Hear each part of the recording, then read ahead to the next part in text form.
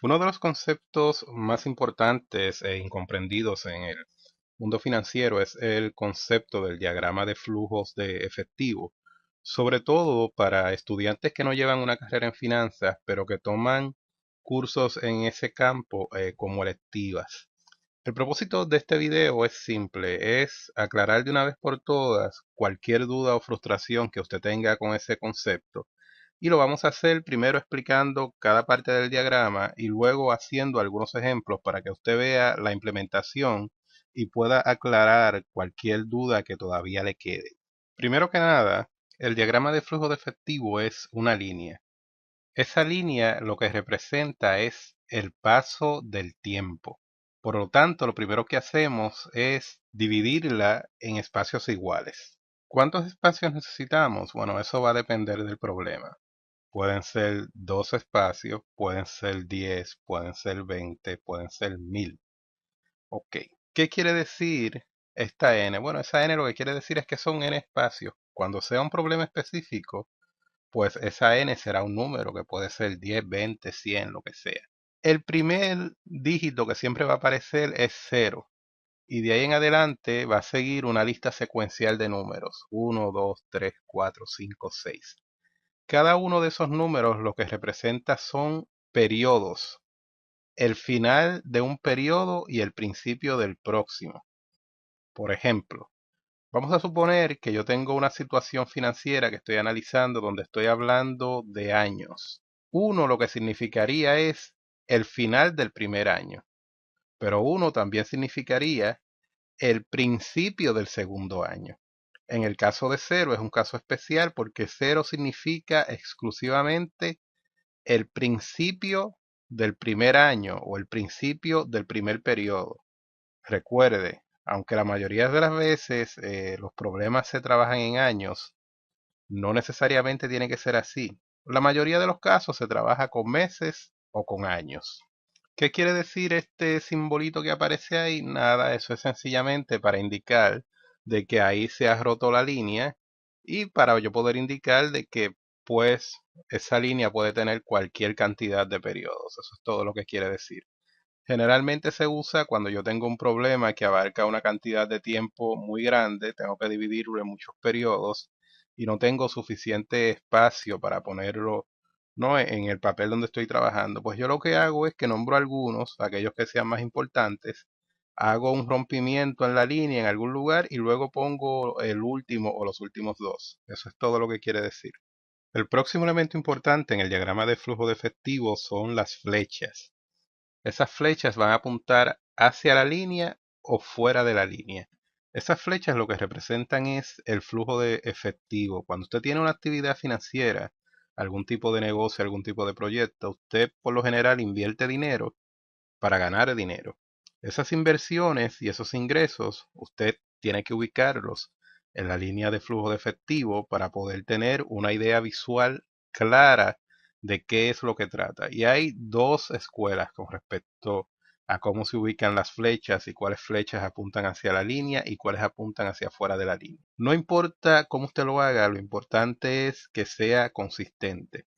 Yo le voy a explicar aquí la que a mí me parece que hace más sentido y la que es la que usted mayormente va a encontrar en los libros de texto. Esa explicación lo que dice es que la línea, además de representar el paso del tiempo, representa la actividad que se está llevando a cabo, el negocio, el proyecto, la inversión. Por lo tanto, las flechas que apuntan hacia esa línea quieren decir que está saliendo dinero de su bolsillo hacia la actividad, hacia el proyecto, hacia la inversión. Y las flechas que apuntan desde esa línea hacia afuera quiere decir que está saliendo dinero de la actividad hacia su bolsillo. Así que eso es algo que suena razonable. Por lo tanto, como lo vamos a explicar aquí, es que dinero que usted invierte en la actividad económica es un egreso, es dinero que sale de usted y va a apuntar hacia la línea. Dinero que usted saca de la actividad, que es un ingreso para usted, se va a registrar como una flecha que va desde la línea hacia afuera. Aunque no necesariamente siempre es el caso, ¿no? Todo depende del tipo de proyecto. Por lo general, lo que pasa es que usted tiene una primera inversión en un proyecto que ocurre al principio del periodo, en este caso cero, y luego tiene una serie de ingresos que usted colecta a través de los otros periodos del proyecto. ¿Cuál es el tamaño que deben tener esas flechas? Bueno, eso en realidad depende. Lo ideal sería de que el largo de las flechas fuera proporcional a la cantidad de dinero que se invierte o que se retira. Eso no siempre es posible, es un poco difícil, pero por lo menos usted debería hacer un esfuerzo porque de la vista del diagrama tenga una idea de más o menos cuáles son las cantidades, y me explico. Si usted ve en este caso, la flecha de inversión es mucho más grande que las flechas de las recaudaciones que usted va a hacer, del dinero que va a recibir, pero naturalmente hay muchas más flechas de dinero que está saliendo del proyecto, por lo tanto la cantidad final que usted va a recaudar es mucho mayor que lo que usted invirtió, que es lo que todo el mundo espera cuando hace una inversión en algún tipo de negocio. Lo próximo es que para dar información usted por lo general escribe en las flechas cuál es la cantidad de dinero que representa. Por ejemplo, digamos que esto representa $15,000. Y en el caso de las demás, pues hace lo mismo. Si son todas iguales, pues no las escribe todas. Sencillamente escribe, digamos, que va a recibir egresos de 1000K. Y con eso se sobreentiende que todas las demás son iguales. Si ese no fuera el caso, pues va a necesitar información adicional, como por ejemplo la razón a la que crecerían los egresos, etcétera, etcétera. Lo próximo que se escribe, eh, por lo general en el diagrama, es la tasa de interés aplicable, sea una tasa de descuento o sea una tasa de crecimiento. Por lo general se pone en la parte de abajo, digamos que en este caso estamos hablando de una tasa de un 8%. Y usted lo pone por acá en algún sitio.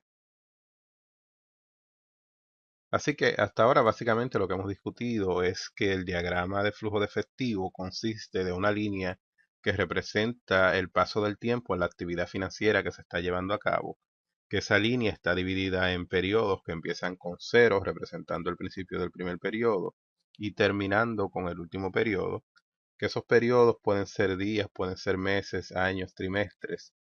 Por lo general, el máximo periodo es años, porque coincide con el APR o la tasa de rendimiento anual que se publica por las instituciones financieras. En ese diagrama también tenemos flechas que representan el flujo de efectivo en esa actividad financiera. Hablamos de que hay básicamente dos escuelas relacionadas a cómo se colocan las flechas. En este caso, nosotros estamos explicando la que es mejor conocida, donde las inversiones hacia la actividad financiera se representan con flechas apuntando hacia la línea y el dinero que se produce o se retira de la actividad financiera se representa por flechas que apuntan desde la línea hacia afuera. Básicamente eso es lo que hemos discutido hasta ahora y se resume en estos tópicos que se presentan a la izquierda. Lo que vamos a hacer ahora entonces es discutir algunos problemas para finiquitar cualquier duda que todavía pueda quedar y practicar lo que hemos aprendido hasta ahora. Este primer problema trata sobre un depósito que se hace a principios de año por una cantidad de dinero y queremos saber cuánto va a ser lo que habrá a final de año, si ese dinero va a estar creciendo en 4.5% anual. Desde el punto de vista del diagrama de flujo de efectivo, pues básicamente yo tengo el punto cero, que es donde se hace el primer depósito, y el punto 12, que es donde queremos saber cuánto dinero hay acumulado. Desde el punto de vista del diagrama de efectivo, yo lo que tengo en realidad es que estoy poniendo en esta cuenta una cantidad de dinero al principio y yo no va a haber ningún otro flujo de efectivo durante la vida útil de este compromiso financiero. Así que desde ese punto de vista es lo mismo si yo divido esto en 12 periodos iguales o si por el contrario solamente estuviera el 0 y el 1 como 0 principio del año y 1 final del año.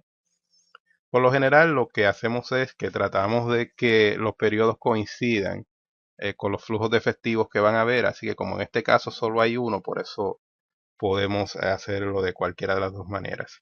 Al final del año va a haber una cantidad de dinero que básicamente va a ser 104,50. Esa cantidad de dinero que va a haber al final no es en realidad un flujo de efectivo, es la cantidad de dinero que va a haber en la cuenta, pero el problema no dice nada de que ese dinero se va a retirar o se va a reinvertir. Así que para todos los efectos, el único flujo de efectivo que existe es el primero, donde estamos hablando de una cantidad de 100, y lo otro es el rendimiento, que sería 4,5%, que bien lo podría documentar de esta manera.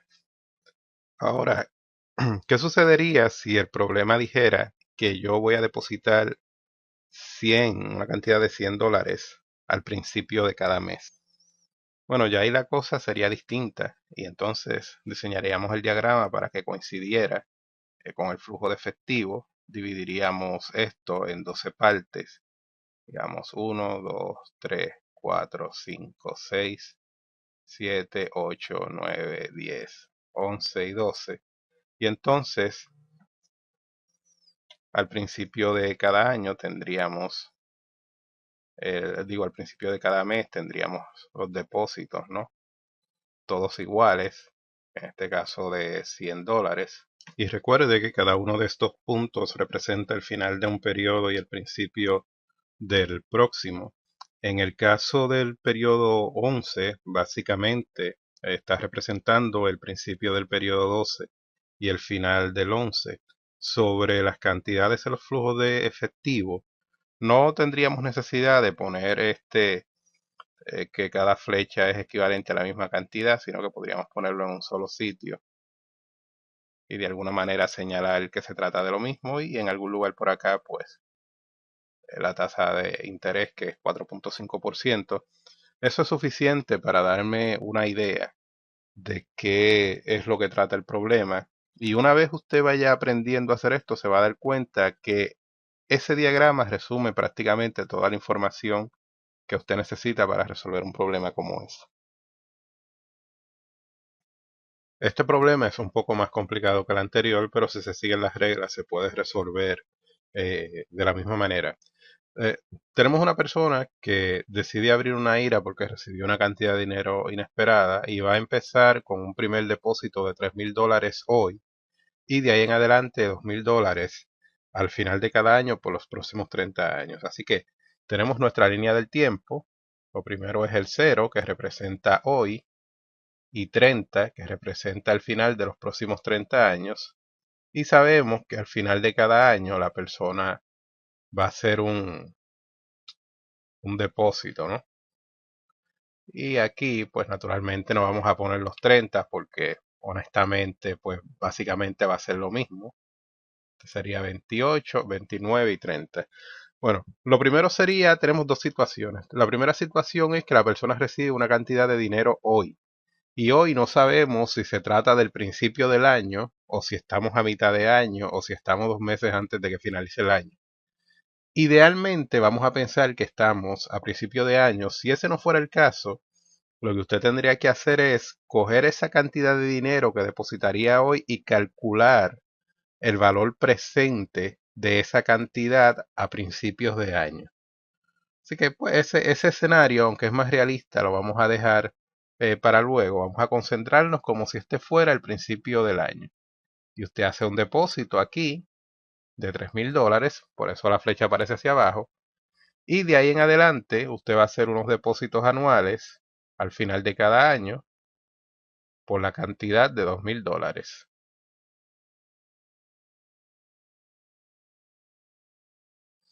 Al final de cada año por los próximos 30 años.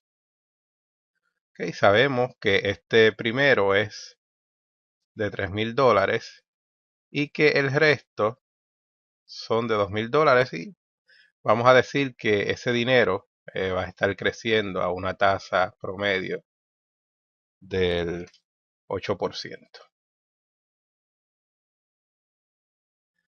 Básicamente eso es todo lo que usted necesita para resolver su problema. Note que aunque las flechas no están en escala, pero se nota que la primera, que es de 3,000, es un poco más grande que las demás, que son de 2,000. Todas apuntan hacia la línea por la razón de que es dinero que usted está invirtiendo en esta actividad, que en este caso es una cuenta de retiro, y usted está aportando una cantidad de dinero al final de cada año por los próximos 30 años. Naturalmente no va a escribir 30 flechas ahí, así que la cortamos en el medio, ponemos algunas solo para ilustrar la situación.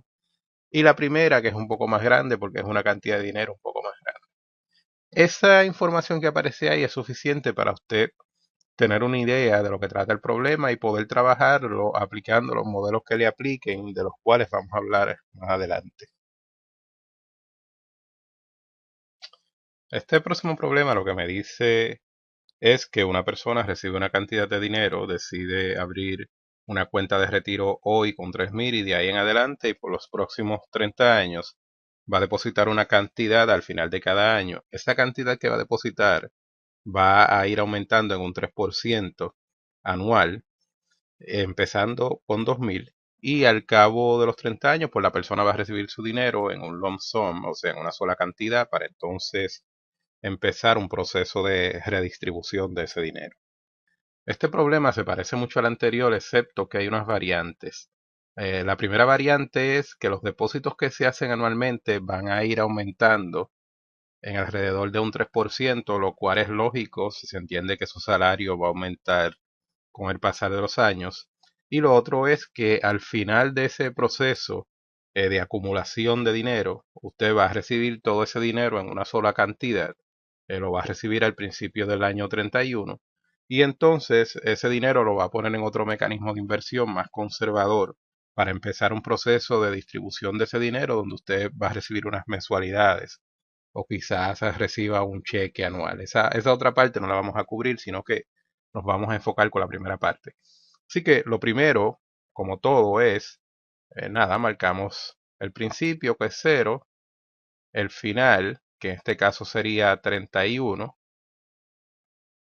aquí 30, 29, rompemos la línea porque naturalmente no vamos a marcarlas todas. Digamos que está el final del año 1, 2, 3, 4, 5 y así por el estilo. En este momento, a esto le aplica lo primero, lo que dijimos en el problema anterior, que si el dinero se recibe a mitad de año, pues lo que pondría aquí sería el valor presente de esa cantidad inicial de $3.000. Para propósitos de simplificación, vamos a presumir que el dinero se recibe al principio del año y que usted hace el depósito ese de 3.000 al principio del año, así que aquí pondría 3.000, ¿no?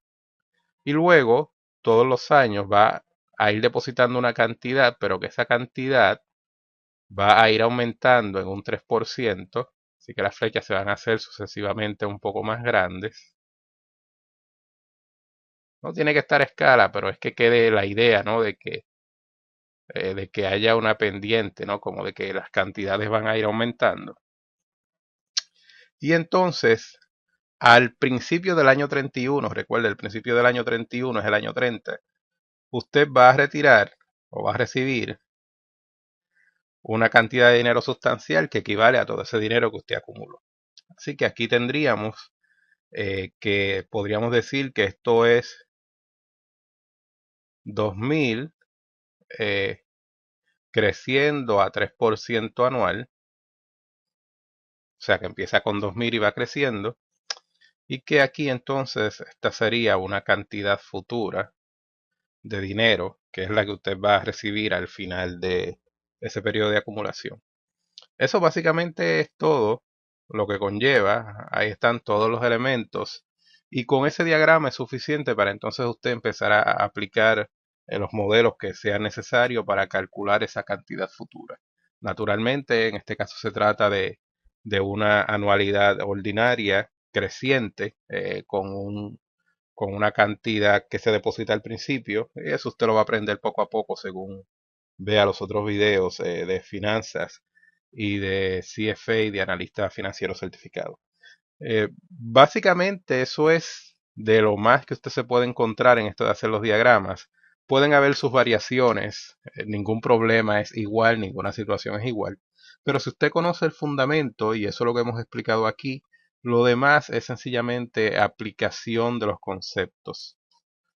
Así que si en algún momento se encuentra algún problema que no sabe cómo abordar, no dude en comunicarse con nosotros mediante el mecanismo de comentarios. La única manera de verdaderamente aprender esto y hacerse verdaderamente experto es practicando muchos problemas, viendo muchas situaciones, modificándolas en su mente, cambiándolas, haciéndose la pregunta de qué y qué pasaría si hago esto, qué pasaría si hago este cambio. Esa es verdaderamente la manera más eficiente de aprender a dominar.